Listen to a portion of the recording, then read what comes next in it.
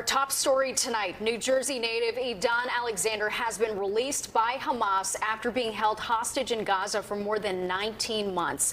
Welcome back to the 5 o'clock news. I'm Natasha Verma. And I'm Bianca Peters. Edan Alexander's release by Hamas could lay the groundwork for a new ceasefire with Israel. President Trump says he is hopeful that it could be the first of the final steps necessary to end the war. Joining us now is Brian Katulis, a senior fellow at the Middle East Institute. He's also worked with the U.S. Departments of State and Defense.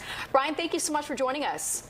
It's great to be with you. Okay, so you just returned from the Middle East, and we just heard this emotional reunion between Edan and his family. What do you make of Hamas's decision to free him? I think they're trying to placate Donald Trump, the U.S. president, and give him a gesture of goodwill as he heads out to the region. It also is a sign that the current Israeli government may not be playing its hand very well, because there are still a couple of dozen more hostages, Israelis, and many of those families want to see their family members come home who are held hostage, yet they're not yielding to some of the demands in the negotiations with Hamas. And we'll see if this leads to a broader ceasefire. I doubt it will. It's interesting that you mentioned that this was a good faith gesture towards the U.S., but by doing this, they also bypassed negotiations with Israeli officials. So what does that say about our relationship, or Trump's relationship, with Benjamin Netanyahu? It could be a little strained. I mean, look, the Trump administration has offered strong support to Israel, to be clear, and offered weapons support and helps defend Israel day in, day out. But there's a definite disagreement on the tactics of these negotiations. And a lot of the family members in Israel are upset with their own government for not actually bending more in terms of these negotiations and actually clarifying what their end state is in Gaza.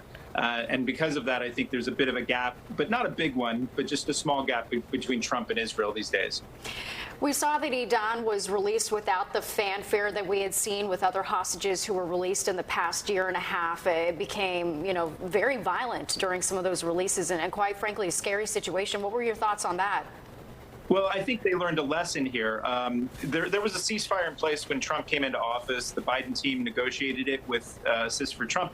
But part of the reason that ceasefire was scuttled was the way in which those other hostages that were released in February, they were just displayed out there. And I think Hamas perhaps has learned its lesson here. This was yet again another gesture of goodwill. I'm just so happy to see the joy in the family, to see their son coming home. And it's a good sign for them. But I don't necessarily think this points to wider victories. I hope it does, but that would require different decisions by the current Israeli government. What does that look like then? What does Benjamin Netanyahu need to do in order to facilitate this?